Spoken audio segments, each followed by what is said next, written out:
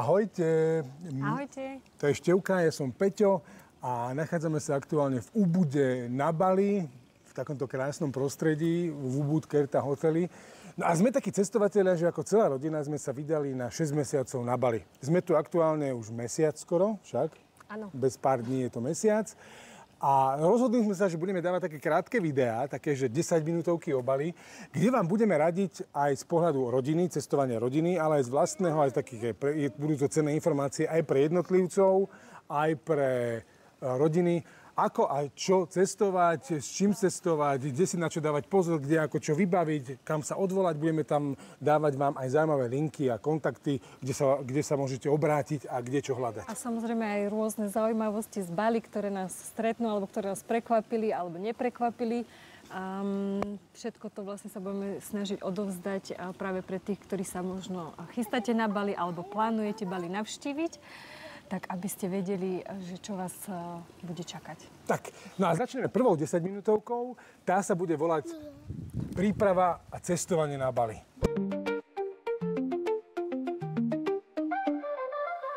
Prvé video bude teda o tom, ako cestovať na Bali a čo si všetko pripraviť. Ja mám aj pomocníka Kupka, ktorý mi bude pomáhať, takže ideme na to. Ako cestovať na Bali? Ako prvé, čo potrebujete na cestovanie na Bali, je vybaviť si letenky samozrejme. Letenky kúpite štandardne na jednu osobu spiatočnú letenku od tých 550-600 eur, keď trafíte dobre. A potom sa už ceny leteniek, čím neskôršie ich kupujete pred odletom, tak tým viac vás výjdu. Štandardné ceny, keď by ste kupovali dnes na budúci týždeň, ceny leteniek spiatočných sa pohybujú okolo 900 až 1200 eur. V sezóne rátajte kľudne aj 1500 eur spiatočná letenka. Nám sa podarilo kúpiť na osobu okolo 700 eur, s tým, že každá letenka má aj možnosť posúvania termínu odletu, čiže máme odlet na 6. októbra, ale môžeme si ho zmeniť kedykoľvek a doplatíme len rozdiel v cene. To je základná vec. Na zdravičko. To je základná vec, ktorú máme my v rámci leteniek. Letenky kúpite a my sme teda dostali dobrý tip od môjho brata, ktorý veľa cestuje. Na tomto linku si viete pozrieť letenky, kde ich nájdete najlacnejšie, nájdete ten link aj dole pod videom. Kliknete, napíšete, kde chcete letieť, odkiaľ a naozaj vám to ukáže všetky agentúry letecké a cestovné, ktoré robia s letenkami a kde to vychádza najlacnejšie. Dávajte si ale pozor na jednu vec. Ako náhle kúpite letenky, tak ešte neznamená, že máte tak lacno. Nám sa napríklad stalo, kupovali sme cez LOL Travel letenky, že sme kúpili letenky a tesne pred potvrdením platby nám vyskočil odkaz, hops, pozor, letenka bude o 100 eur drahšia. A súhlasíte alebo nesúhlasíte? Musíte súhlasiť, pretože keď nesúhlasíte, tak letenky nekúpite. Aj tak sme ich ale kúpili dobre. Takže to je, čo sa týka leteniek. Čo ale potrebujete k tomu, aby ste šťastne prišli na Bali, je víza. Víza, ktoré potrebujete na Bali, si viete vybaviť niekoľkými spôsobmi a vždy to záleží od toho, ako cestujete na Bali. Či cestujete na Bali len na krátku dobu, alebo na dobu dlhšiu. Ty čo mi tu robíš, opičky? Alebo na dobu dlhšiu. Keď cestujete na Bali na dobu dlhšiu, tak potrebujete viacmesačné víza, ako máme my. My máme dvojmesačné víza, ktoré jednovstupové turistické dvojmesačné, ktoré vieme ale obnoviť. To znamená, vieme tu byť až 6 mesiacov. A po každých 2 mesiacoch tie víza musíme obnoviť. Čo ale dôležité je, že my sme tie víza kúpili cez agentúru. Viacstupové víza alebo dlhodobejšie víza musíte vybavovať vždy cez agentúru, pretože sa musí za vás niekto zaručiť. Z domácich stoja $100 na osobu, teda tak sme dobre my kúpili. To je asi najlacnejšia cena, akú som našiel. Takže 400 eur na celú rodinu víza a každé 2 mesiace ich musíme predĺžiť. Opäť 400 eur nás to vyjde dokopy celú rodinu, čiže 100 eur na osobu.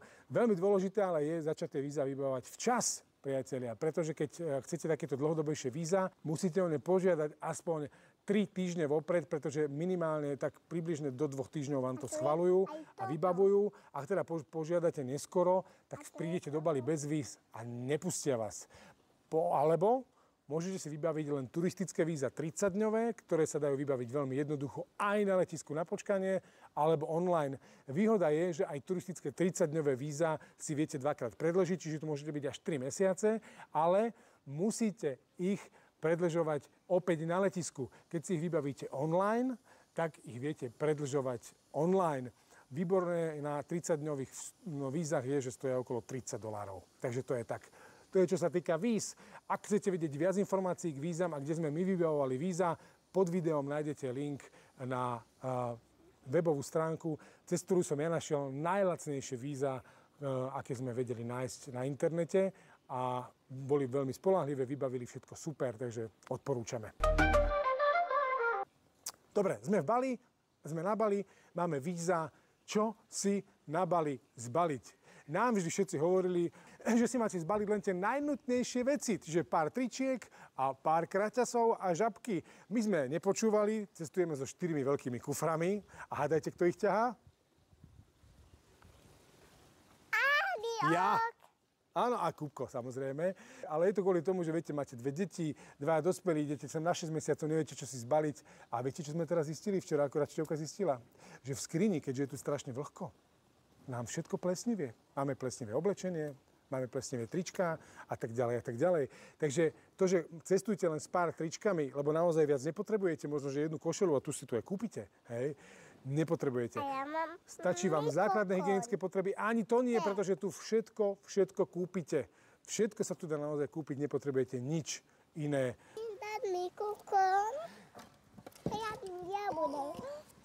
Dobre.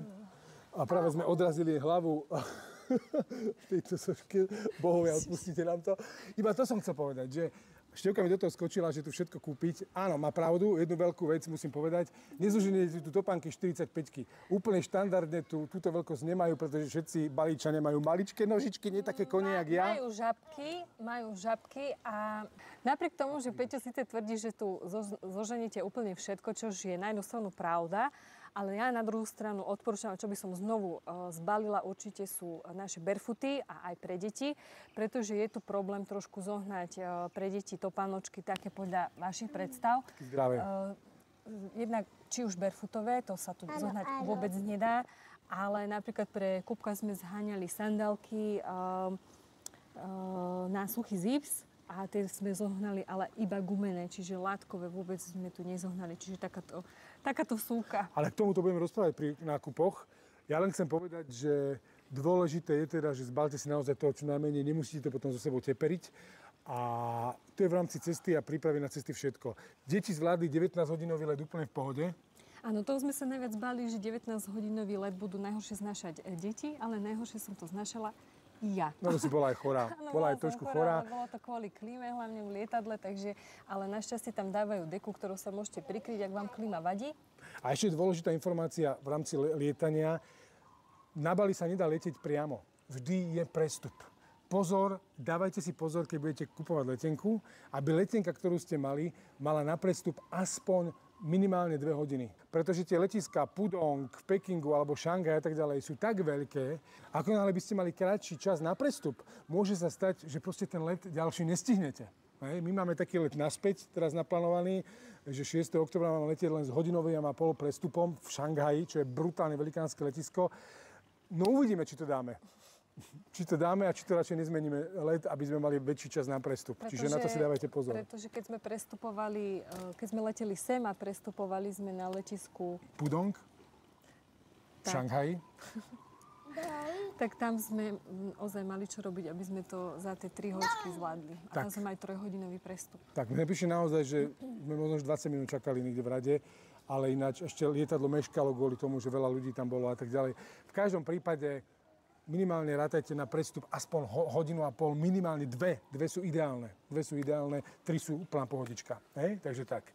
Dobre, to je v rámci cestovania. Ak teda cestujete na Bali, určite to nie je zlé rozhodnutie. Pozrite sa na to naše prostredie. Je tu stále teplúčko, príjemne. Bude dosť často pršiť, čo sme prekvapení, lebo je mimo, aj domáci sú prekvapení.